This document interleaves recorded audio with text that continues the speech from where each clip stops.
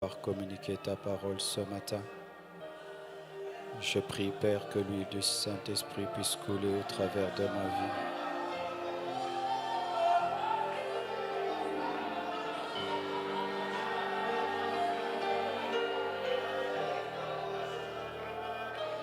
Pour la seule et unique gloire de ton nom.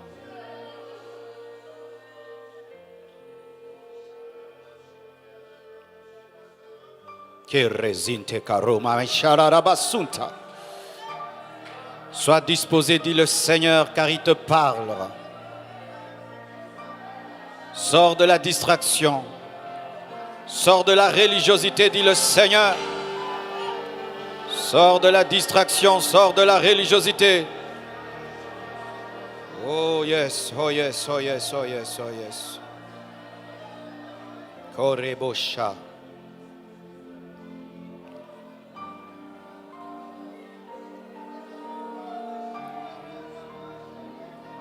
Voici le message de ce matin.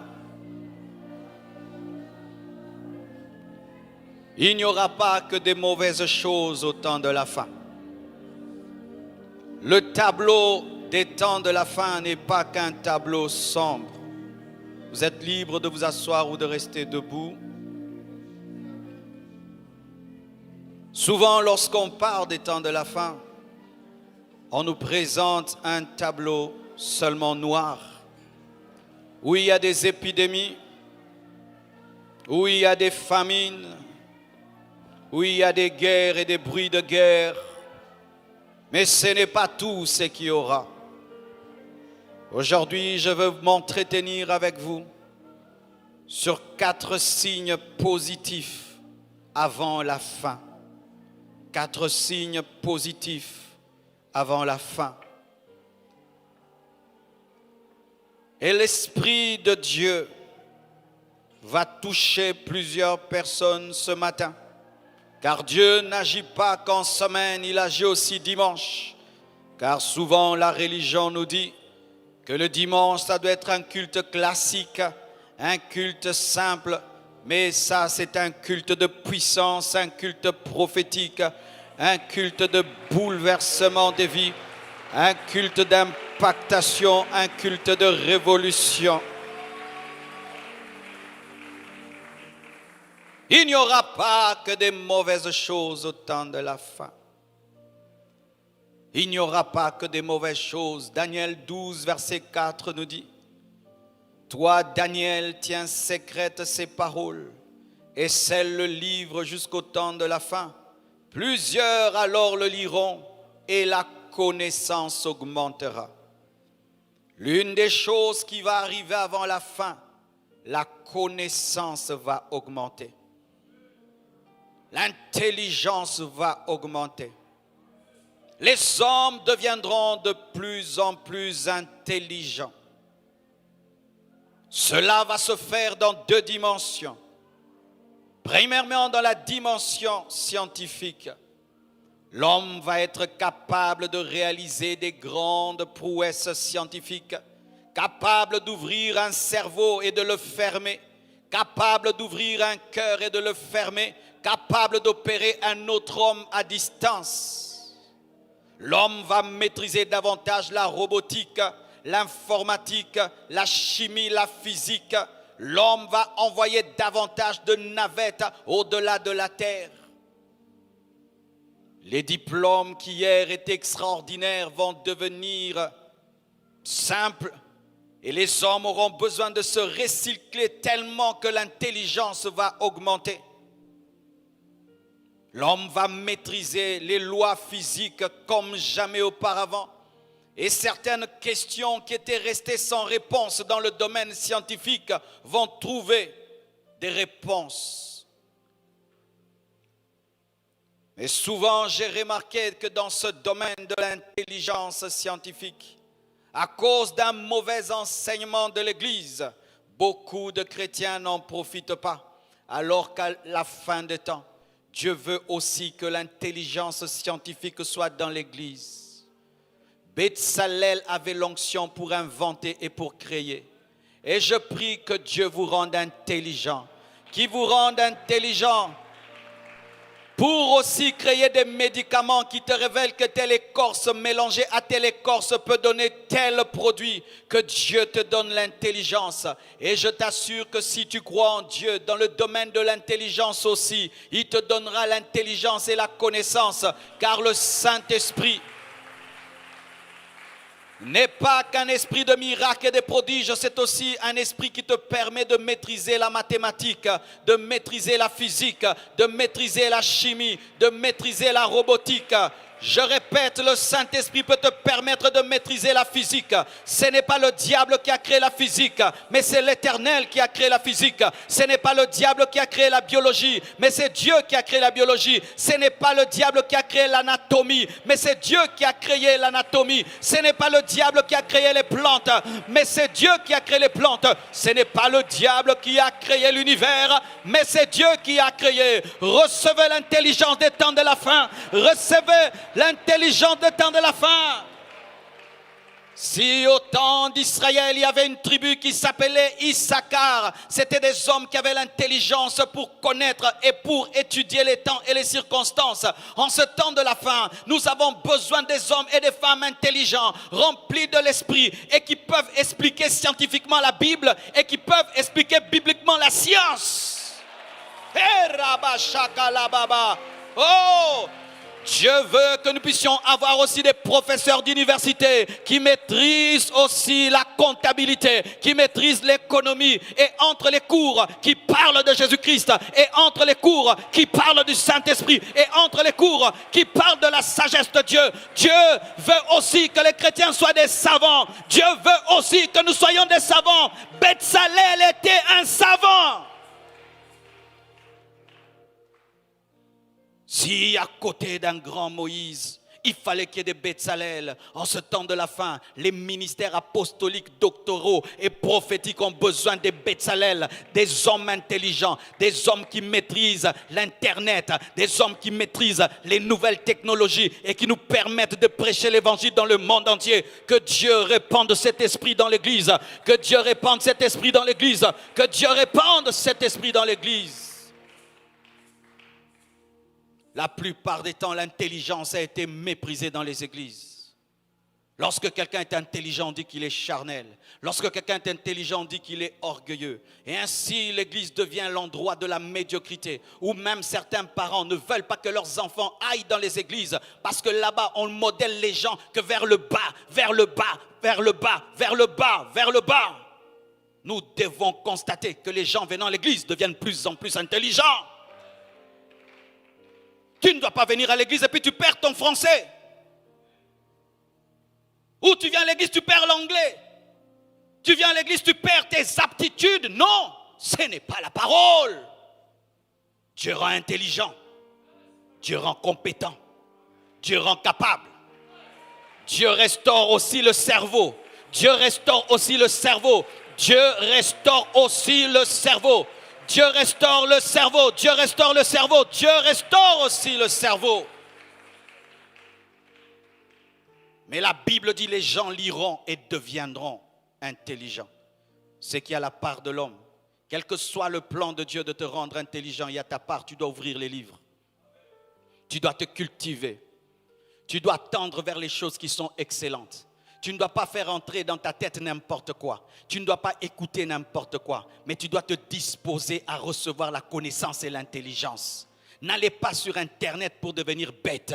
Allez sur Internet pour devenir sage et intelligent. N'allez pas sur Internet pour perdre votre temps. Mais cultivez-vous. Car en ce temps de la fin, mes frères, il est possible d'être cultivé.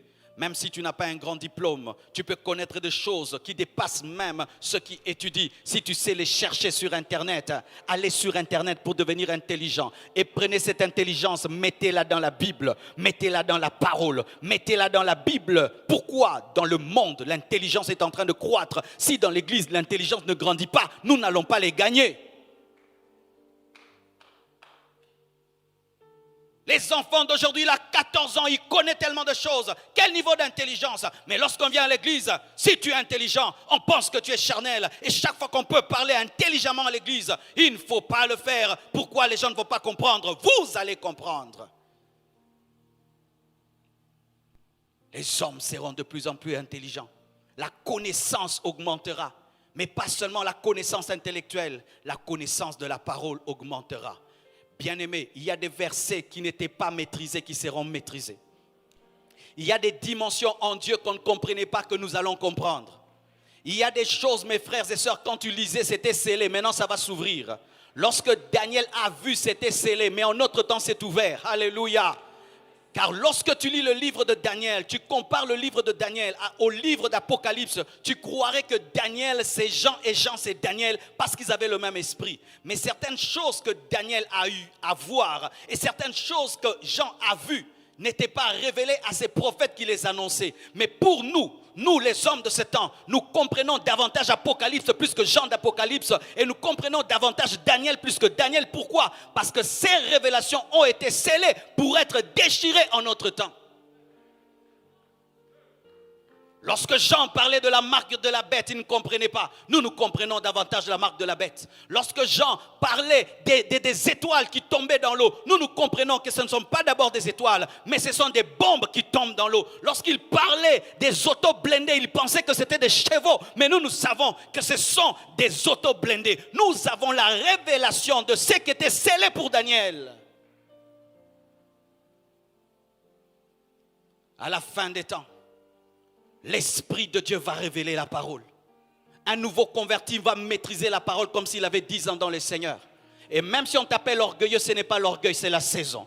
C'est la saison, c'est la saison. C'est la saison de la connaissance. C'est la saison de la révélation. C'est la saison de la connaissance. C'est la saison de la révélation. Tu liras la Bible, tu comprendras. Tu liras la Bible, tu comprendras. Le Saint-Esprit lui-même t'ouvrira. Pourquoi? La connaissance doit grandir.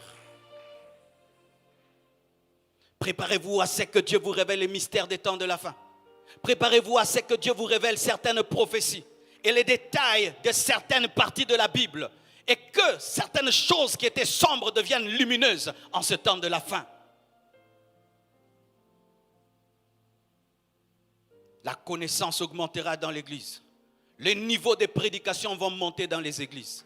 Les pasteurs deviendront davantage intelligents. Les docteurs deviendront davantage intelligents. Les prophètes deviendront davantage intelligents. Mes frères, le niveau de la parole va augmenter dans l'église. Et quand vous venez à l'église, ne venez plus vous amuser. Venez écouter des choses hautes, des choses élevées, des choses hautes, des choses élevées. Et Dieu va susciter dans l'église des hommes qui ont un entendement poussé, qui désirent entendre. Car lorsque le peuple veut entendre, Dieu parle au travers des hommes de Dieu.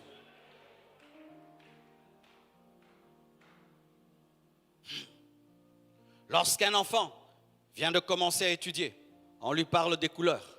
Et ensuite, on commence à lui parler des chiffres et puis des cosinus, des abscisses, jusqu'à ce que ça devienne des choses tellement compliquées. Mais ce même enfant qui ne pouvait les comprendre finit par les maîtriser. Demain, il en devient professeur. Et je vous assure, le cours de l'église est en train de tendre vers la fin.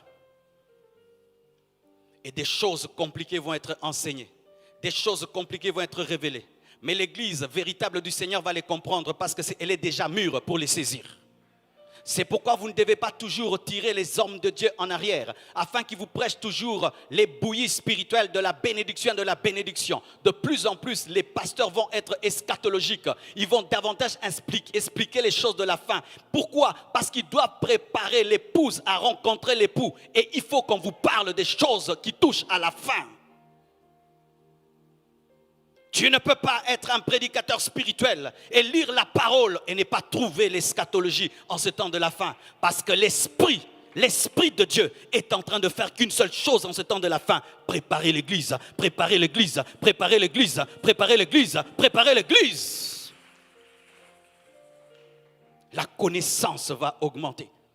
Des thèmes qui ont été négligés vont être mis sur les banderoles. Vont être mis sur les banderoles. Des choses qui n'étaient pas enseignées dans les églises vont être enseignées dans les églises. Et des choses qui n'étaient pas aimées vont être aimées. Les gens vont aller remplir des stades pour écouter la doctrine. Pour écouter la doctrine. Pas pour voir un spectacle, mais pour connaître la parole en profondeur. Ce sont les choses qui arrivent. Vous allez voir des stades remplis par des docteurs de la parole. En ces temps de la fin, vous allez voir des stades être remplis par des enseignants de la parole. Et les gens y s'assiedent pendant des heures pour qu'un homme les explique davantage la parole.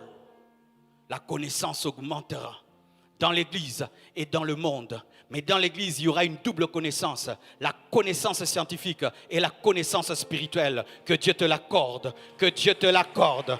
Que Dieu te l'accorde. Tu maîtrises la physique et tu maîtrises la Bible. Tu maîtrises la médecine et tu maîtrises la Bible. Tu maîtrises la physique, tu maîtrises la Bible. Tu maîtrises l'anatomie et tu maîtrises la Bible. Tu maîtrises l'informatique et tu maîtrises la Bible. Tu maîtrises la Bible, tu maîtrises l'informatique. Tu maîtrises la Bible, tu maîtrises la géologie. Tu maîtrises la Bible, tu maîtrises l'agronomie. Tu maîtrises la Bible, tu maîtrises aussi l'anatomie. L'équilibre, l'équilibre, l'équilibre.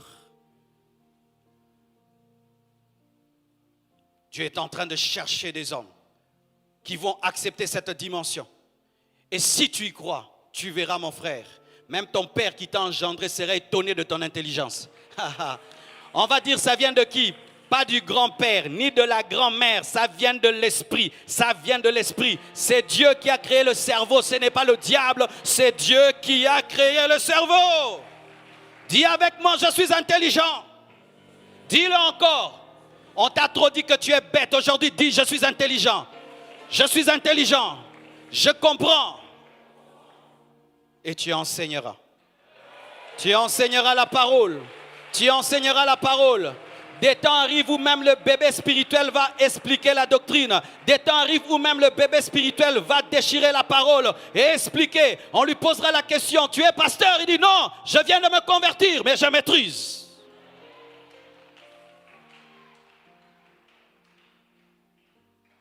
La connaissance augmentera. Et voici encore une autre chose qui va arriver, une bonne chose, la pluie de l'arrière-saison. Jacques 5, versets 7 à 8.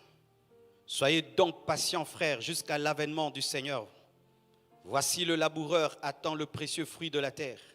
Prenons patience à son égard, jusqu'à ce qu'il ait reçu les pluies de la première et de l'arrière-saison. Vous aussi soyez patients, affermissez vos cœurs, car l'avènement du Seigneur est proche. La première pluie est tombée, le jour de la Pentecôte. Cette pluie, lorsqu'elle est tombée, elle a permis à Dieu de planter, de s'aimer la sémence de l'Église. Mais en Israël, il y avait deux pluies. La première qui permet de ramollir la terre et qui permet à l'agriculteur de planter. Mais il y a une seconde pluie qu'attendait l'agriculteur. Cette seconde pluie était 7 fois plus abondante que la première. Elle était très très importante. L'agriculteur l'attendait patiemment. C'est pourquoi Jacques parle de la patience. Et lorsque cette seconde pluie arrivait, ce n'était pas pour s'aimer, mais c'était pour arroser. La sémence qui avait été sémée lors de la première pluie, afin d'amener celle-ci à la maturité. Et c'est ce qui va arriver. La Pentecôte a permis à ce que l'Église naisse. Mais la pluie de l'arrière-saison va permettre à l'Église d'entrer dans la maturité pour être enlevée. Car une épouse qui n'est pas mûre ne peut être enlevée. Et il y a une effusion de l'Esprit qui arrive, qui va amener l'Église dans la maturité, qui va amener l'Église dans la vie de Dieu, dans la puissance, dans la connaissance de la parole, qui va la sanctifier, la purifier, afin qu'elle soit enlevée. Mes frères et sœurs, de la même manière que les fidèles et les disciples de Jésus-Christ ont attendu la première pluie, nous devons attendre la seconde pluie. Nous devons la désirer. Ils ont payé le prix de cette pluie dans une chambre haute. Nous n'avons pas besoin d'une chambre haute physique. Nous avons besoin d'une chambre haute spirituelle. La chambre haute de la consécration. La chambre haute de la sanctification. La chambre haute de la pureté. La chambre haute de la soif. Nous avons besoin d'un second réveil avant l'enlèvement. Car si cette pluie n'a pas lieu, mes frères et sœurs, l'Église va demeurer bébé et on n'épouse pas un bébé. Nous avons besoin d'un réveil dans l'Église. Les églises sont remplies aujourd'hui. Les églises sont plus belles aujourd'hui, plus sophistiquées. Regardez cette estrade. Mais il y a quelque chose qu'il nous faut. Il nous faut la vraie vie de Dieu. Il nous faut la vraie vie de Dieu. Il nous faut des chrétiens qui vivent Jésus-Christ à la maison avant de venir l'expérimenter à l'église. Il nous faut des chrétiens qui lisent la Bible à la maison et qui pratiquent la Bible à la maison. Il nous faut des chrétiens qui soupirent après Dieu tout le temps, pas seulement à l'église. Il nous faut des hommes qui viennent à l'église avec une décision d'être touchés par Dieu, qui ne viennent pas par habitude, mais qui viennent par soif et par expectation, comme la femme à la perte de sang qui allait auprès de Jésus-Christ et qui disait: j'irai, je toucherai le pan de sa robe et je serai guéri. Pas des personnes qui viennent sans savoir pourquoi elles viennent, qui sont là, qui n'écoutent pas la parole, qui ne chantent pas, qui ne dansent pas, qui ne prient pas. Il nous faut un réveil. Église, nous sommes endormis. Nous avons besoin d'être réveillés.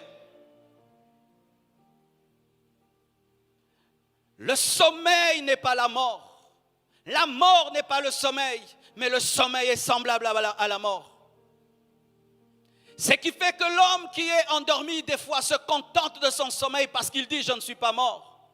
Mais il y a une similitude entre celui qui dort et celui qui est mort. C'est que celui qui dort ne croit pas, n'agit pas, ne fait pas, ne court pas. Comme une église morte, elle est semblable plutôt à une église ensommeillée est semblable à une église morte. Ce qui fait que les églises dites de réveil, lorsqu'elles perdent le réveil, elles sont semblables aux églises mortes. Regardez aujourd'hui. Des églises mortes ressemblent aux églises de réveil. Les églises de réveil ressemblent aux églises mortes.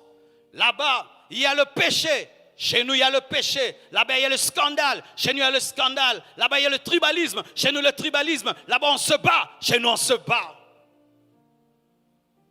Intercesseurs, priez pour le réveil. Intercesseurs, allez jeûner, priez pour le réveil. Un intercesseur ne prie pas pour son mariage, il prie pour le réveil. Un intercesseur ne prie pas pour l'argent, il prie pour le réveil. Un intercesseur ne prie pas pour lui, il prie pour le réveil. Lorsqu'il voit la décadence dans l'église, il ne critique pas, mais il prie pour le réveil. Nous avons besoin d'avoir des églises saturées de la présence de Dieu. Nous avons besoin d'avoir des cultes saturés de la présence de Dieu. Nous avons besoin d'avoir des hommes assis sur des chaises, mais pétrifiés par la puissance de Dieu. Nous avons besoin d'avoir des cultes où les hommes viennent avec la soif de voir Jésus-Christ, pas la soif de voir un pasteur.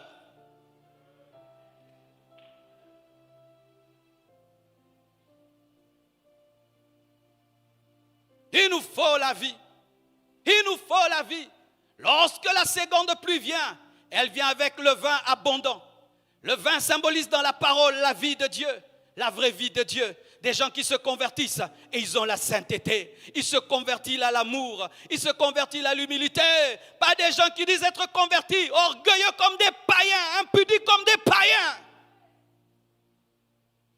Qui n'ont que comme différence avec les païens le programme. Le païen va dans les bars, lui va à l'église, mais il a la même vie, le même caractère, la même nature. La vie de Dieu dans l'église se révèle par la qualité des conversions. Des convertis qui ressemblent à Jésus. Des convertis qui ressemblent à Jésus. Des gens qui viennent ici devant et lorsqu'ils se répandent, c'est vrai. Lorsqu'ils se lèvent et ils rentrent à la maison, c'est une bombe dans son quartier. La vie de Dieu. L'abondance de l'huile. Quand le vrai réveil vient, on ne fabrique pas les miracles, on ne fabrique pas les prophéties, on ne fabrique pas les dons spirituels. L'aveugle vient dans le culte, il crie, je vois. Le sourd vient dans le culte, il crie, j'entends. Le malade vient, il est guéri. On ne le force pas, on ne lui donne pas de l'argent pour qu'il puisse témoigner. Il y a des vrais miracles, les morts ressuscitent, les paralytiques marchent, les stériles enfantent. Nous avons besoin du réveil, nous avons besoin du réveil, nous avons besoin du réveil, nous avons besoin de l'abondance de l'huile. Et une huile qui n'est pas que sur le pasteur, une huile qui est sur toute l'assemblée. Où ce n'est pas que quand le pasteur prend le micro que la gloire de Dieu tombe. Même au niveau du protocole, on te salue, la puissance de Dieu te touche. Tu mets le pied dans le temple et tu sens que Jésus-Christ est là. La chorale prend le micro et les paralytiques commencent à marcher. Nous avons besoin de l'abondance de l'huile. L'abondance de l'huile réclame de payer un prix. Si l'homme de Dieu paye le prix, la chorale ne paye pas le prix, le protocole, il s'habille bien seulement et puis s'y met à la porte. Vous pensez qu'il aura la même onction que celui qui s'est réveillé à 3 heures du matin avant de se tenir devant les gens? Il porte son uniforme et puis vient chanter. Vous pensez qu'il aura la même onction que celui qui s'est levé depuis 3 heures du matin pour se tenir devant Dieu? Avez-vous prié avant de venir en ce lieu?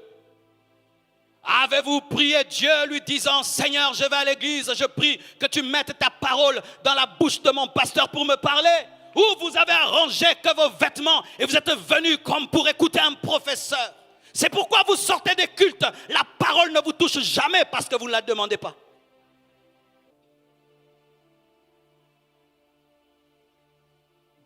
Quand il y a le réveil, c'est toute l'église qui prépare le culte, pas un département d'intercession. C'est tout le monde qui est à la maison, soupire après la présence de Dieu. Et lorsque de tels hommes viennent à l'église, il y a une explosion. Mais lorsque la seule chose que vous savez faire pour venir au culte, c'est vous arranger physiquement, pas vous préparer spirituellement, il n'y aura point de réveil. Si la première pluie a exigé la prière et la soif, la seconde pluie l'exige aussi. Pourquoi ces hommes se sont retrouvés dans la chambre haute alors qu'ils avaient des choses à faire? Pourquoi ces hommes ont tout abandonné pour se retrouver dans la chambre haute? Ils avaient vu Jésus et ils s'étaient vus et ils avaient vu la différence. Ils avaient constaté et accepté qu'ils avaient besoin du Saint-Esprit. Ils avaient reconnu leur insuffisance afin que Dieu puisse les remplir. Et tant que l'Église n'acceptera pas son insuffisance spirituelle, elle ne sera jamais embrasée par le feu du Saint-Esprit. Tant que nous penserons que tout va bien et que nous sommes à la hauteur, que nous faisons bien les choses, jamais sans pleurer devant Dieu, disant à Dieu, nous sommes incapables, jamais le réveil ne viendra. C'est seulement là où il y a l'humilité et que l'homme accepte et il dit, je suis incapable, je ne peux te servir, je suis incompétent, aide-moi. C'est quand Dieu vient nous aider. Mais lorsque nous penserons que nous sommes bien parce que nous avons un peu bien chanté et nous avons donné quelques offrandes, jamais ce réveil ne viendra. Dieu peut faire plus que tout ce que nous voyons ici. Dieu peut faire plus que tout ce que nous voyons ici. Je vous dis, vous n'avez pas encore vu ce que Dieu peut faire. Tu n'as pas encore vu ce que Dieu est capable de faire dans une église. Mais il nous faut ce réveil. L'abondance de la parole, l'abondance de la vie de Dieu, l'abondance de l'onction de Dieu va caractériser cette pluie. Et cette pluie aura qu'un seul rôle. Amener l'église à la maturité pour qu'elle soit enlevée. Enlever tout ce qui est enfantillage dans l'église. Enlever tout ce qui est distraction dans l'église. Enlever tout ce qui est de la jeune fille pour faire de nous des femmes. Enlever tout ce qui est de la distraction pour faire de nous des épouses. Pour nous rendre conscients que nous sommes l'épouse du roi et que nous devons nous préparer. Ce sera ce travail. De plus en plus, il y aura des prophéties dans les églises sur le retour de Jésus-Christ. De plus en plus, il y aura des expériences spirituelles parlant de l'enlèvement. De plus en plus, les gens vont dormir et auront des songes sur l'enlèvement. De plus en plus, les gens dans les cultes auront des visions de l'enlèvement. De plus en plus, même les prédicateurs qui ne prêchaient pas sur le retour de Jésus prêcheront sur cela. Pourquoi? Il faut que la trompette retentisse pour que l'épouse se réveille. Il faut que la trompette sonne pour que l'épouse se réveille. Et l'Esprit de Dieu me dit de vous dire ceci. Le message du retour de Jésus-Christ, ce n'est pas le message d'un pasteur. Ce n'est pas le message d'une église. Ou quand vous entendrez un homme de Dieu commencer à prêcher cette chose, ça c'est le message de, c'est le message de l'église. C'est le message de l'église, c'est le message de toute l'église. Une troisième chose positive qui va arriver, c'est la résurrection des morts en Christ et la transformation des vivants en Christ qui vont aller à la rencontre de l'époux. Ce signe sera bon pour l'église, mais il sera mauvais pour le monde. Ce signe sera positif pour nous, mais il sera mauvais pour le monde. Vous savez, mes frères, lorsqu'on a fermé les églises, quelque chose se passait dans le monde. Étant donné que l'adoration avait diminué dans le monde, la prière avait diminué dans le monde, les rassemblements de feu avaient diminué dans le monde, Et surtout au début du confinement, beaucoup de chrétiens étaient tombés dans un déséquilibre où beaucoup ne priaient plus, étaient tout le temps sur Internet pour voir des nouvelles sur la Covid-19. Et il y a eu une pesanteur qui est venue dans le monde pendant le confinement. Et vous savez qu'aux États-Unis, les satanistes ont eu à décider de sortir et de faire même un défilé devant le Capitole, sans se cacher, sans se montrer. Quand les églises étaient fermées, eux ont eu le courage de sortir. Pourquoi? Quand la prière diminue, quand le feu diminue sur l'autel, la puissance satanique grandit. Mais là, nous étions encore sur la terre, nous n'étions pas enlevés. Mais le fait seulement que les églises pendant un certain temps n'ont pas fonctionné et que les prières ont diminué, nous avons senti une pesanteur spirituelle sur le monde. Il y a eu tellement de mauvaises choses qui se sont passées pendant le confinement. Pourquoi? Parce que seulement les chrétiens ne priaient plus comme avant. Mais imaginez, les chrétiens sont enlevés. Tous les vrais enfants de Dieu sont enlevés. Tout le reste de Dieu est enlevé. Qu'est-ce qui va se passer sur la terre? Ce qui sera notre joie, ce qui sera notre consolation et notre paix, sera une malédiction pour ceux qui vont rester. La sortie de Lot, de Sodome et Gomorrhe, est une joie pour lui et pour sa famille, mais c'est un signe de mort pour Sodome et Gomorrhe. L'entrée de Noé dans l'arche est une joie pour sa famille, mais c'est une malédiction pour ceux qui sont restés dans le déluge. Le reste de Dieu bientôt va être enlevé. Pourquoi j'utilise le terme reste? Parce que c'est ça le vrai terme, mes frères et sœurs. Lorsque nous parlons de l'enlèvement en soi, nous ne parlons pas de l'église locale.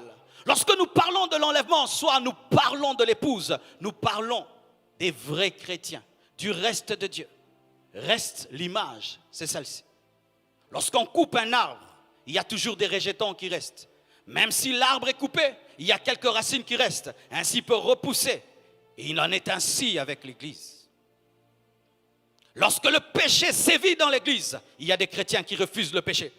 Lorsque l'apostasie entre dans l'église, il y a des chrétiens qui refusent l'apostasie.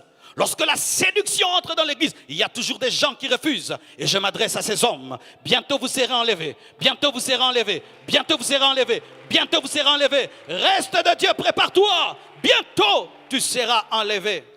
Mes frères et sœurs, soyez le reste de Dieu. Le reste est le symbole de la résistance. Même si on coupe, on continue à vivre. Église du Congo, ne soyez pas distraits par ce qui se passe à la tête des églises de réveil. Ne soyez pas distraits par ça. Oh, tel pasteur a dit ceci, tel autre. Ne soyez pas dans ces choses. Soyez le reste de Dieu. Je ne me refroidirai jamais dans mon amour pour Dieu à cause des hommes. Jamais je ne serai distrait par la distraction des hommes. Moi, je n'ai pas cru en un archibishop, mais j'ai cru en Jésus-Christ de Nazareth. Moi, je n'ai pas cru en un archibishop, j'ai cru en Jésus-Christ. Jésus-Christ m'a été présenté. Voici l'époux, voici l'époux, voici l'époux, voici l'époux. Concentrez-vous sur l'époux. Je n'ai que faire de ce que les serviteurs de l'époux font.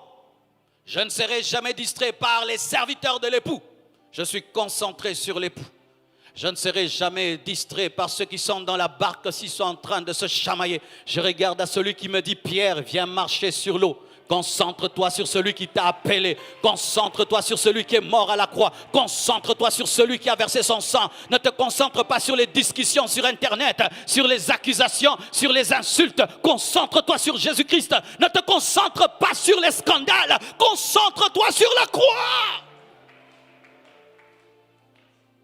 Je n'ai pas le temps pour de telles choses. Je prépare un mariage. Je prépare un mariage. Il revient bientôt. Si tu es mort, il te ressuscitera.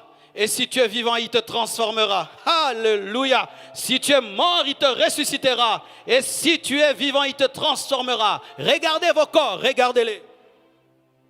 Dis bye. Tu n'auras plus ce corps. Bientôt, tu auras le corps des anges. Bientôt, tu auras le corps des anges. Un corps qui est capable de vaincre la pesanteur. Un corps qui est capable de vaincre la pesanteur. C'est ce qui t'arrivera bientôt. Bientôt, tu auras un corps qui ne va jamais vieillir. Un corps qui n'attrapera jamais la Covid-19. Un corps qui ne connaîtra jamais la fatigue. Un corps comme celui de Michael, comme celui de Jésus-Christ le jour de la résurrection. C'est ce qui t'attend. Voici ton futur. Tu auras un corps glorieux. Bye!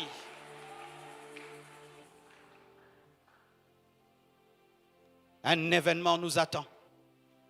Il y aura la disparition de la vraie église. Le jour de l'enlèvement, il ne viendra pas enlever l'église Compassion. Il ne viendra pas enlever l'église La Borne, l'église Philadelphie. Il ne viendra pas enlever une église ni une dénomination. Il viendra prendre ceux qui le connaissent et ceux qui marchent avec lui. Tu peux avoir une carte de membre sans appartenir à l'église de Jésus-Christ. Tu peux avoir des responsabilités à l'église sans être dans l'église. Tu peux être collaborateur du pasteur sans être dans l'église. Ne vous battez pas pour des postes à l'église, mais battez-vous pour être chrétien. Battez-vous pour avoir la foi. Battez-vous pour vivre dans la sainteté. Battez-vous pour vivre dans l'amour. Battez-vous pour ça. Tu peux être inconnu du pasteur, mais connu de Jésus-Christ, et c'est l'essentiel. Tu peux être connu du pasteur, mais inconnu de Jésus-Christ, et là c'est la malédiction. Je préfère que le pasteur ne connaisse pas mon nom, mais que Jésus-Christ ait écrit mon nom dans le livre de vie. Car le jour de l'enlèvement, seuls ceux qui ont le nom inscrit dans le livre de vie seront enlevés.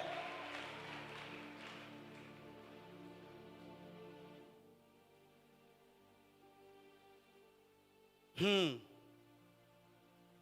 1 Thessaloniciens 4, 15 le dit. Voici en effet ce que nous vous déclarons d'après la parole du Seigneur. Nous les vivants restés pour l'avènement du Seigneur, nous ne dévancerons pas ceux qui sont morts. Car le Seigneur lui-même, pas un ange, pas un autre, lui-même, a un signal donné à la voix d'un archange et au son de la trompette de Dieu descendra du ciel et les morts en Christ ressusciteront premièrement. Je vous enseignerai sur ce signe dans les temps qui viennent. Ensuite, nous les vivants, qui serons restés, nous serons tous ensemble enlevés, dites enlevés. Avec eux dans des nuées sans avion, dites sans avion. Dites sans avion, sans hélicoptère. Superman a menti, nous sommes les vrais Superman. Hey! Superman a menti, nous sommes les vrais Superman, nous sommes les vrais Superman. Bientôt, très bientôt, la puissance de Dieu cachée dans nos esprits va se manifester. Bientôt, très très bientôt. Le moteur, le réacteur spirituel qui est en toi va démarrer. Tu es comme une voiture qui n'a pas encore démarré. Bientôt, le moteur spirituel qui est en toi. Tu vas vivre une autre dimension du Saint-Esprit, la capacité d'être enlevé. Le même Saint-Esprit qui te fait parler en langue t'enlèvera. Le même Saint-Esprit qui te donne des visions t'enlèvera. Le même Saint-Esprit qui te révèle la parole t'enlèvera. Tu vas vivre des nouvelles options du Saint-Esprit dans ta vie. Il va transformer ton corps et il va t'enlever. Le même Saint-Esprit qui est en toi. Chérissez le Saint-Esprit. Aimez le Saint-Esprit. Marchez avec le Saint-Esprit. Écoutez le Saint-Esprit. Vivez dans la présence du Saint-Esprit. C'est lui qui est là pour te préparer à l'enlèvement. Comme Hégai était là pour préparer Esther à rencontrer Assyrus. Tu dois chérir ta relation avec le Saint-Esprit. Car c'est lui qui connaît quand est-ce qu'il viendra. Et il va te signaler sans te signaler. Il va t'amener dans une sanctification, une consécration. Tu ne comprends pas. Mais parce que lui sait qu'il revient. Hey.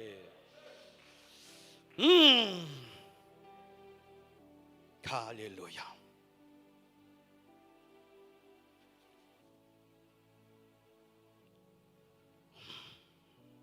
Nous irons à la rencontre du Seigneur dans les airs. Et ainsi nous serons toujours avec le Seigneur. Le diable ne viendra plus te tenter. Une fois que tu es enlevé, jamais plus le diable ne te tentera. Une fois que tu es enlevé, jamais plus la chair ne te poussera à la convoitise. Une fois que tu es enlevé, plus rien ne pourra te séparer de Jésus-Christ. Même lorsque nous reviendrons dans le millénium, nous reviendrons seulement parce que notre chéri est revenu en mission sur la terre pendant 1000 ans. Et nous allons l'accompagner parce qu'il est en mutation sur la terre pendant 1000 ans. Mais les choses qu'il fait sur la terre, nous ne sommes pas dedans. Même le diable qui viendra tenter les hommes dans la guerre de Magog ne va pas nous toucher parce que nous serons comme des extraterrestres sur la terre. On vous parle des extraterrestres, nous serons des extraterrestres. Parce qu'après l'enlèvement, nous reviendrons du ciel. Alléluia. Nous reviendrons du ciel pour venir sur la terre. On va nous appeler qui? Les hommes du ciel. Les hommes du ciel. Les hommes qui sont venus des noces de l'agneau. Les hommes qui sont venus avec l'époux. Bien-aimés frères, une belle histoire t'attend. Une belle histoire t'attend. Et nous allons régner sur des continents. Nous allons régner sur des pays. Nous allons régner. Mon frère, tu pourras avoir la charge de l'Afrique. Oui, l'Afrique va continuer à exister dans le millénium, l'Europe va continuer à exister dans le millénium, c'est écrit dans la parole. Et qui vont régner sur les continents, qui vont régner sur les nations, ce sont ceux qui sont revenus de l'enlèvement. Pourquoi? Parce que les nations seront notre récompense. Pendant que je prêche ici, il y a une nation qui m'attend comme ma récompense du ministère que j'ai eu. Certains seront des gouverneurs, d'autres seront. Mais je t'assure que nous régnerons avec Jésus-Christ sur la terre pendant 1000 ans. Le jour où Barack Obama est devenu président, j'ai constaté ceci. On n'avait pas voté Michelle Obama. On n'avait pas voté Michelle Obama. Mais quand j'ai regardé le tapis rouge, il n'y avait pas Barack Obama sur le tapis rouge et Michelle en bas. Michelle était sur le tapis rouge comme Barack Obama, même s'il n'était pas voté. De la même manière, Jésus-Christ, le roi des rois, le Seigneur des seigneurs, a reçu le nom qui est élevé au-dessus de d'autres noms. Mais nous sommes son épouse. Et lorsqu'il reviendra dans la gloire, nous aussi nous reviendrons dans la gloire. Lorsqu'il reviendra dans l'honneur, nous aussi nous reviendrons dans l'honneur. Et lorsqu'il régnera pendant 1000 ans, nous aussi nous régnerons avec lui. C'est ça qui t'attend. C'est ça ce qui attend le monde. Le monde attend ceci, le règne de l'Église.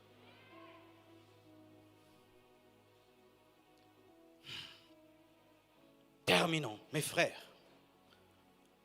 Voici une chose positive qui va arriver avant la fin. L'intensification de l'évangélisation par le reste de Dieu. Matthieu 24, versets 13 à 14. Que le Saint-Esprit m'aide à dire ces choses. Mais celui qui persévérera jusqu'à la fin sera sauvé. Cette bonne nouvelle du royaume sera prêchée dans le monde entier pour servir de témoignage à toutes les nations. Alors viendra la fin. Vous allez remarquer ceci, qu'il y a une combinaison entre la persévérance et la bonne nouvelle. Et une combinaison entre la bonne nouvelle et les nations. Et une combinaison entre les nations et la fin. Pour dire quoi? Il faut que des hommes persévèrent pour que ces hommes évangélisent. Et il faut que ces hommes évangélisent pour que les nations soient touchées. Et il faut que les nations soient touchées pour que la fin vienne. Ainsi, pour arriver à la fin, il faut les nations. Et pour avoir les nations, il faut la bonne nouvelle. Mais pour avoir la bonne nouvelle, il faut la persévérance. Et qui vont persévérer, c'est le reste. À la fin des temps, voici une chose qui va arriver. Dieu va répandre un esprit d'évangélisation. Dieu va répandre un fardeau des âmes. Dieu va répandre un souci des perdus. Dieu va susciter des ministères d'évangélisation puissants. Et Dieu m'a dit qu'au cœur de l'Afrique, en RDC, Dieu va susciter des grands évangélistes qui seront accompagnés des signes, des prodiges et des miracles et qui iront prêcher la parole dans le monde entier jusqu'aux extrémités de la terre. Congo, prépare-toi. Il y a un mandat que tu as reçu de Dieu au sein de la francophonie et jusqu'aux extrémités de la terre. Car il est impossible qu'on parle de la fin s'il n'y a pas d'évangélisation. Et il est impossible qu'on parle de l'évangélisation s'il n'y a pas d'évangéliste. Le ministère de l'évangéliste va être restauré. Je répète, le ministère de l'évangéliste va être restauré. Je répète, le ministère de l'évangéliste va être restauré. Je répète, le ministère de l'évangéliste va être restauré. Dieu n'est pas que le Dieu Dieu de banquets. Il cherche à susciter de nouveaux banquets. Dieu n'est pas que le Dieu d'Osborne. Il cherche à susciter d'autres Osborne. J'aimerais vous dire, mes frères, que les démons qui sont entrés dans les pourceaux ne sont pas morts avec les pourceaux et sont allés chercher d'autres hommes. Et de la même manière aussi, l'onction n'est pas morte avec banquet. L'onction n'est pas morte avec Osborne. L'onction est en train de chercher des hommes disponibles qui vont recevoir la puissance et qui vont recevoir l'onction. Je te présente le Dieu de Moïse et de Josué. Je te présente le Dieu de Paul et de Timothée. Je te présente le Dieu d'Élie et d'Élisée. Je te présente le Dieu de la relève. Nous sommes la relève de ces grands évangélistes et nous devons prendre des avions, aller prêcher dans le monde entier. Et le Seigneur m'a dit ceci: il va combiner l'appel d'évangéliste à l'appel de la richesse. Il va enrichir certains hommes pour qu'ils puissent soutenir l'évangélisation. Il va susciter des millionnaires et des milliardaires dans l'église qui vont soutenir l'évangélisation. D'un côté, il y aura la provision et de l'autre côté, il y aura la vision. D'un côté, il y aura la provision et de l'autre côté, la vision.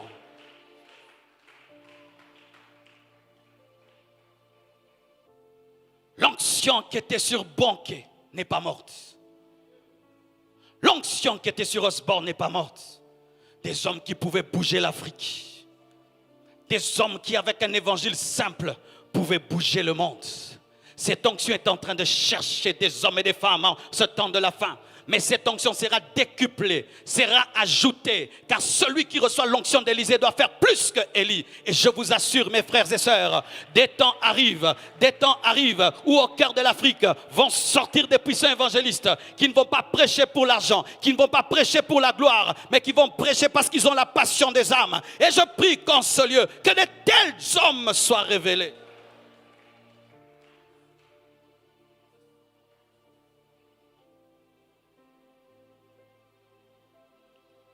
Il fera ceci. À certains, il donnera beaucoup d'argent. À d'autres, il donnera la vision. Il a donné la vision à Moïse au sommet de la montagne.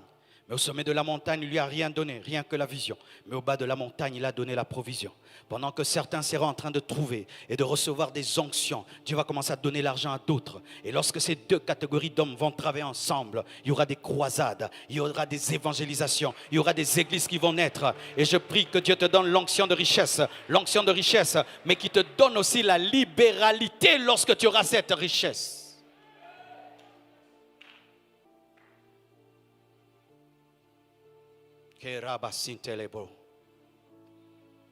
Mais écoute ceci, n'attends pas prêcher à une foule pour donner le meilleur de toi-même. Mais même devant un homme, parle comme si tu avais une croisade et Dieu te confiera des foules.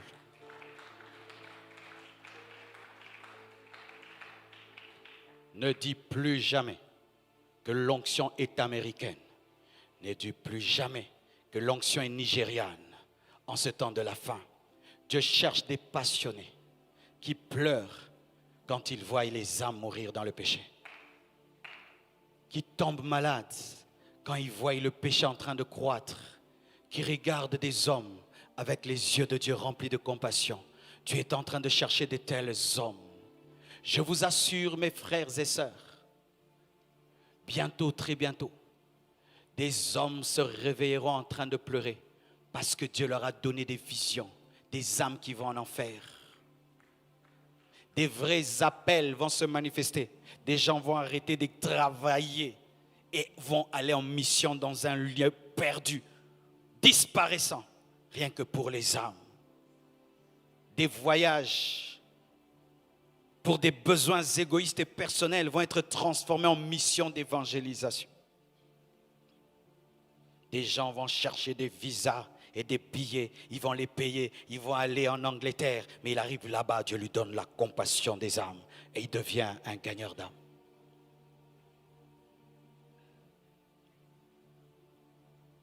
Entendez-vous les bruits des chaînes? Entendez-vous les pleurs des âmes? Entendez-vous les cris des âmes perdues qui vous disent « Venez nous prêcher l'évangile ». Entendez-vous? Entendez-vous les cris des hommes enchaînés qui vous disent « Prêche-moi, parle-moi de Jésus ». Réponds à ton appel, je suis en train de mourir. Paul a eu cette expérience. Il a vu des Macédoniens et des Grecs lui demander de venir prêcher l'évangile. Et de telles choses vont arriver. Des ministères par l'appel de Dieu et par la rencontre avec Dieu. Des pôles vont être arrêtés sur le chemin de leur propre projet. Ils vont être projetés par terre afin de répondre à un appel ultime, car les âmes sont en train de mourir. Vous allez assister de toutes parts à un embrasement dans l'évangélisation. Car s'il y a une chose qui importe dans le cœur de Dieu, ce sont les âmes. Les âmes. Les âmes. Les âmes. Les âmes. Et Rababa, ce mot a disparu dans les églises. Les âmes. C'est devenu l'argent, la bénédiction, la sorcellerie. Les âmes.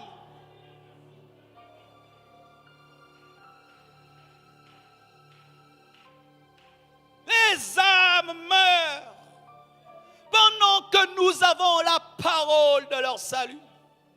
Les âmes meurent pendant que nous avons la solution. Dieu est en train de susciter la relève des évangélistes. Dieu est en train de susciter. Le manteau de Vernon est toujours disponible. Le manteau d'Oral Roberts est toujours disponible. Le manteau. Mais ce manteau tombera sur qui?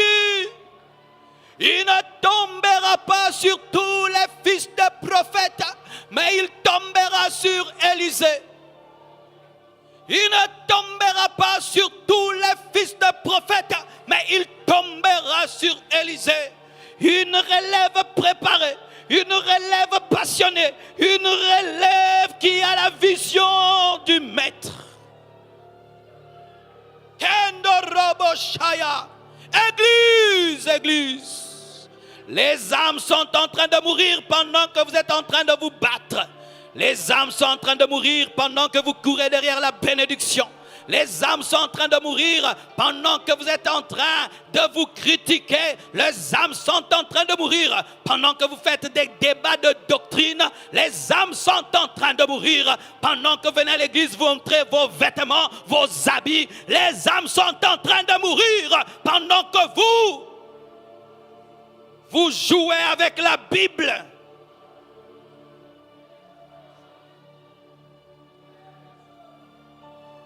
Si la femme qui avait prêché la parole le jour où j'étais allé à l'église avait prêché avec négligence, je ne serais pas l'homme que je suis aujourd'hui. Béni soit cette femme. Elle est montée à la chair. Elle n'a pas prêché pour l'argent. Elle n'a pas prêché pour les amens et les gloires à Dieu. Elle m'a dit, qu'est-ce qui sert à un homme de gagner le monde entier s'il perdait son âme? Je n'oublierai jamais l'autorité qu'elle dégageait. Je n'oublierai jamais l'onction de l'Esprit qui était sur cette femme. Je n'oublierai jamais la présence de Dieu qui l'environnait. J'étais conscient que cette femme parlait de la part de Dieu. Que Dieu la bénisse. Arrêtez de jouer avec la Bible. Arrêtez de jouer avec l'évangile. Des apôtres sont morts. Des hommes sont morts. Paul est mort. Et il nous a laissé des épîtres. Matthieu est mort. Il nous a laissé l'évangile. Mais nous avons l'évangile. Nous nous amusons avec. Nous avons les réseaux sociaux à notre disposition. Nous ne prêchons jamais. Nous allons montrer, nous montrer, nous montrer, nous montrer. Nous avons des gens, des païens autour de nous, disponibles à écouter. Mais jamais nous ne parlons de Dieu. L'Église est devenue une association de consommateurs de bénédiction, au lieu d'être une association de gagneurs d'âmes.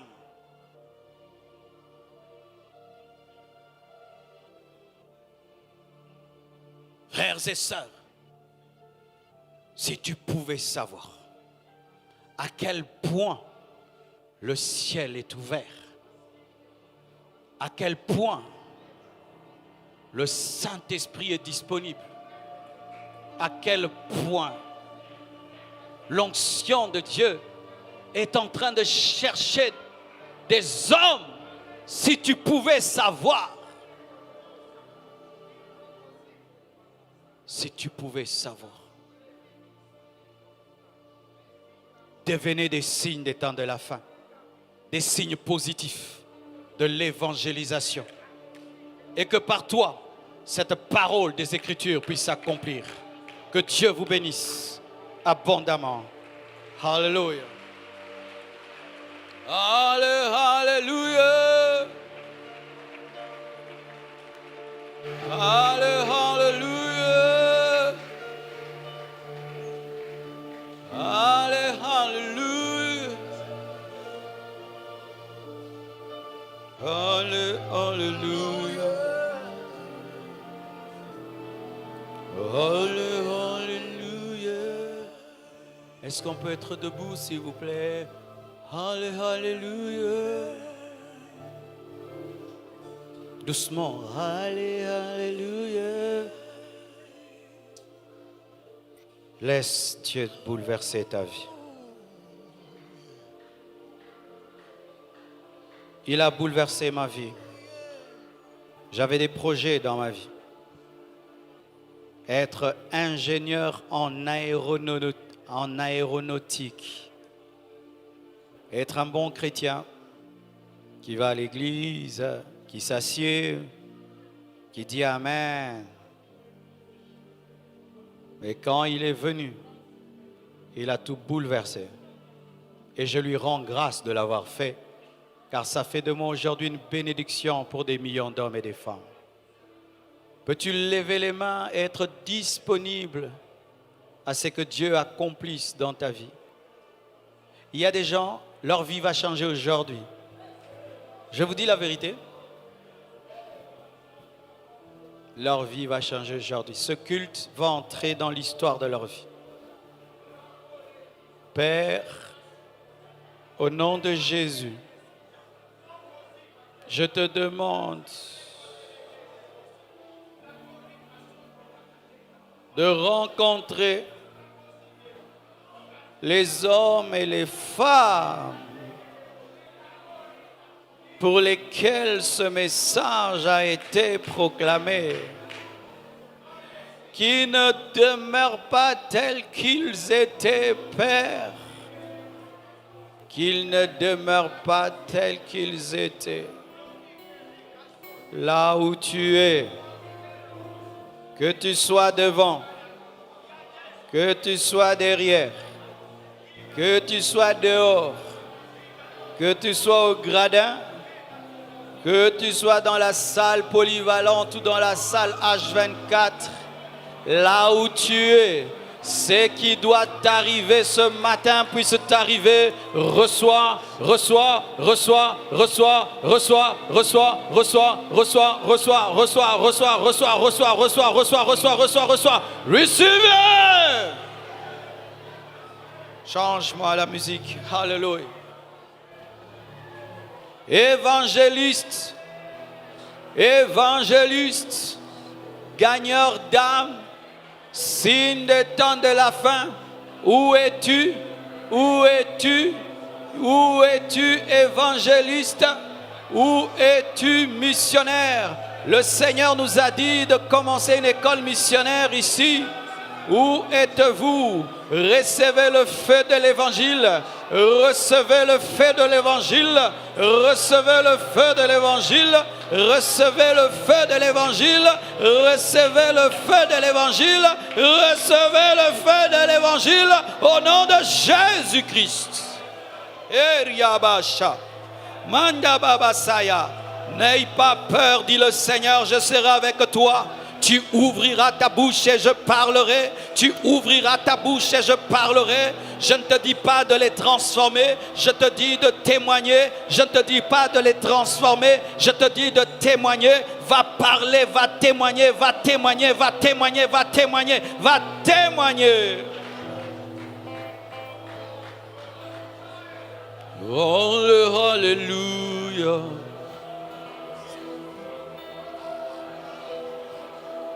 Lorsque l'appel de Dieu vient, on a peur. Lorsque Dieu veut nous amener plus loin, on a peur et on se regarde et on dit, est-ce que moi je serai capable de parler? Est-ce que je peux parler à l'école? Oui, tu peux. Est-ce que je peux parler à l'université? Est-ce que je peux parler là où je travaille? Est-ce que je peux parler dans ma famille, dans mon quartier? Ce n'est ni par force ni par puissance, mais c'est par le Saint-Esprit.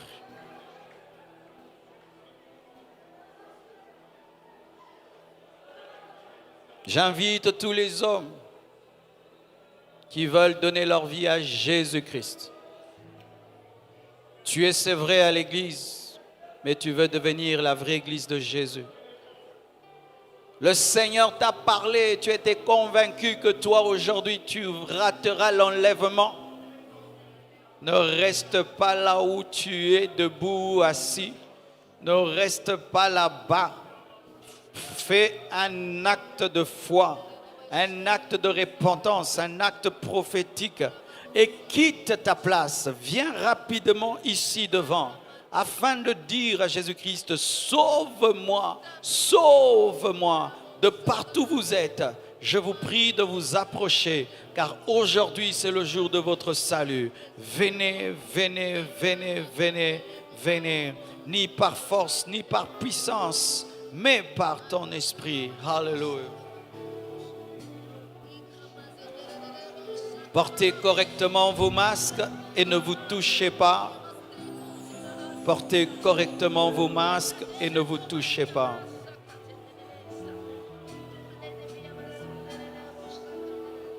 Ni par force, ni par puissance, mais par ton esprit. Par ton esprit, ni par force, ni par puissance, mais par ton esprit, ni par force, ni par force, oh, oh, oh. Ni par puissance, mais par ton esprit, mais par ton esprit, ni par force. Ni par puissance, mais par ton esprit, envoie ton ni par force, ni par puissance, mais par ton esprit, envoie ton esprit.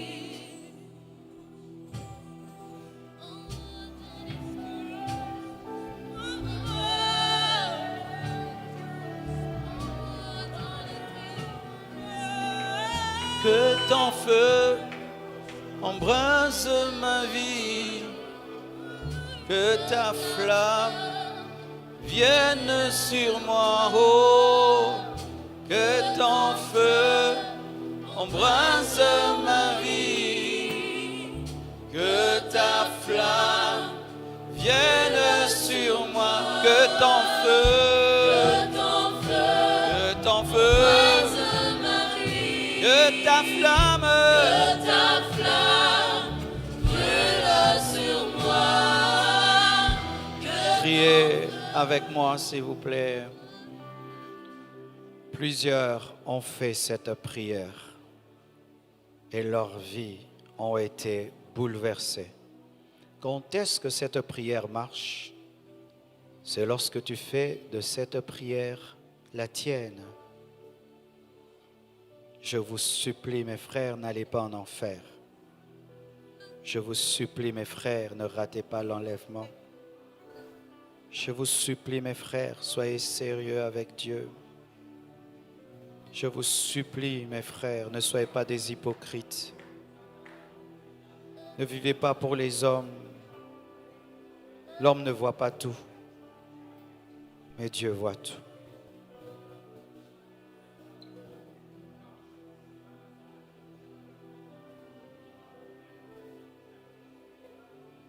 Prions ensemble. Seigneur Jésus, je t'aime de tout mon cœur. Merci pour ce message. Pardonne tous mes péchés depuis que je suis né. Lave-moi par ton sang. Écris mon nom dans le livre de vie. Donne-moi le Saint-Esprit. Donne-moi le Saint-Esprit. Donne-moi le Saint-Esprit. Donne-moi le Saint-Esprit. Donne-moi le Saint-Esprit.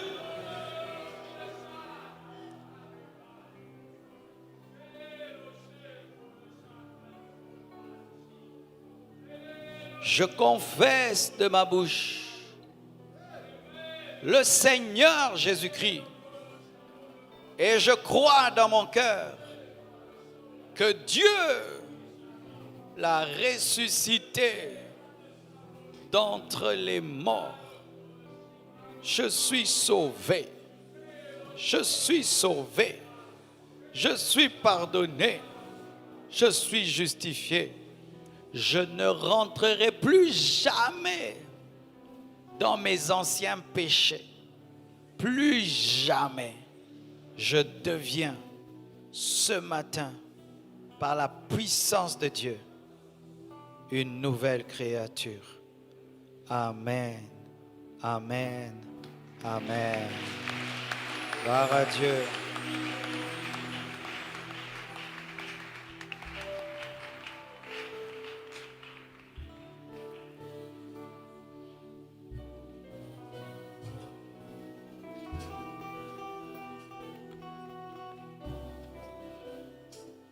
Voici ce que nous disons aux frères et sœurs qui se sont approchés. S'il s'avère que c'est la première fois que tu as reçu Jésus, après le culte, ne sois pas pressé de repartir à la maison. Je te prie de voir soit les protocoles ou aller au niveau du secrétariat et t'enregistrer pour suivre les enseignements de baptême et les affermissements. Vous voyez, quand un enfant naît, on doit prendre soin de lui, on doit lui donner du lait, on doit lui apprendre à s'habiller, à se laver. Il en est de même dans la vie chrétienne. Même nous, quand nous sommes convertis, des gens ont pris soin de nous, nous ont appris à lire la Bible, à évangéliser. Moi, je me souviens, quelqu'un me prenait, on allait dans des maisons, il prêche, moi je regarde. Et puis un jour, il me dit de clôturer la prière. Et puis un jour, il me dit prêche, je prêche 2 minutes et puis j'ai plus rien à dire. Et progressivement comme ça. Donc, vous avez besoin d'être encadré. Amen. Il y a mes 3 livres qui sont disponibles. Stratégie face à la tentation. Il part de la sanctification. Découvre, expérimente sa présence. Il part de la présence de Dieu. Et c'est un bon livre pour les retraites. Et 500 paroles de sagesse. Ça, c'est un recueil de sagesse. Merci beaucoup. Que Dieu vous bénisse.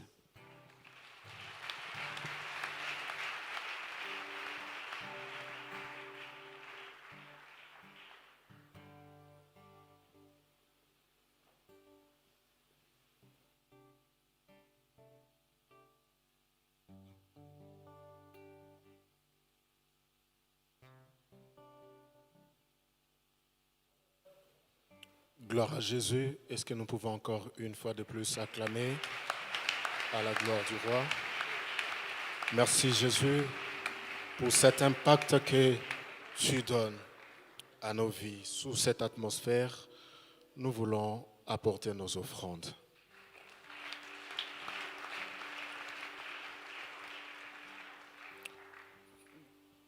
Tandis que le service de protocole nous apprête les paniers, prépare une bonne offrande à donner à ton Dieu. Nous allons offrir en 2 services. Dans le premier service, nous allons donner nos offrandes extraordinaires et nos contributions pour la construction. Et dans les seconds services, nous payerons nos dîmes et nous bénirons le message de ces matins. Avec joie, est-ce que nous pouvons nous avancer et offrir au Seigneur?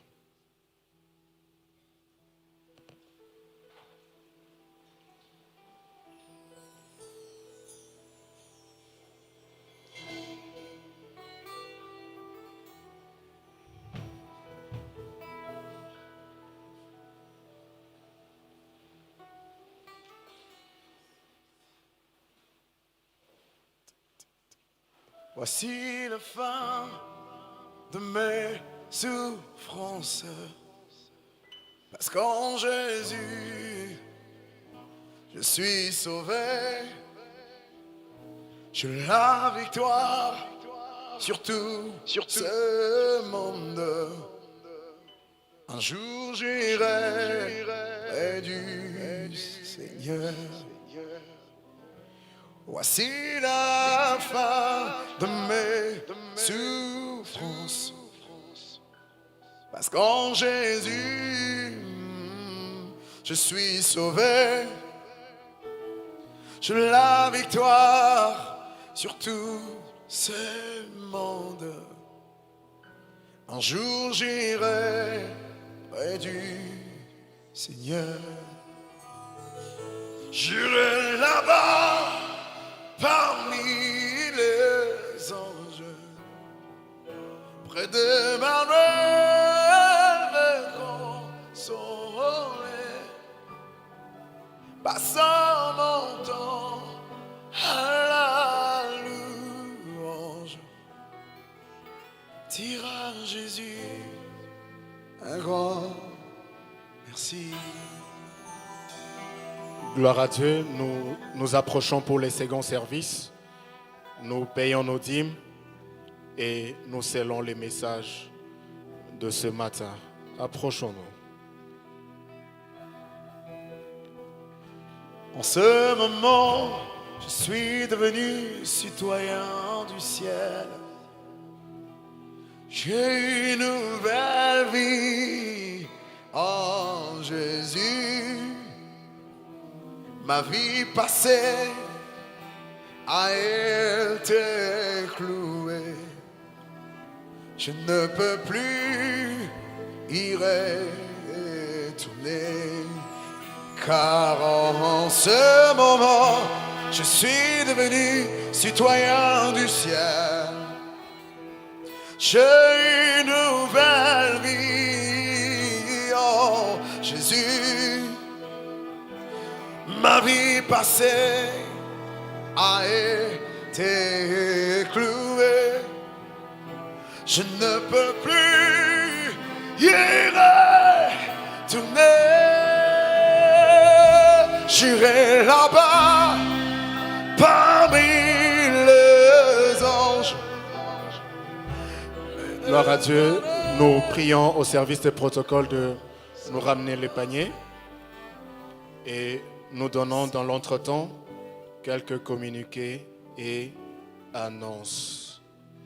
Le département de la formation informe à tous les 30 matins de prière. Où va notre monde?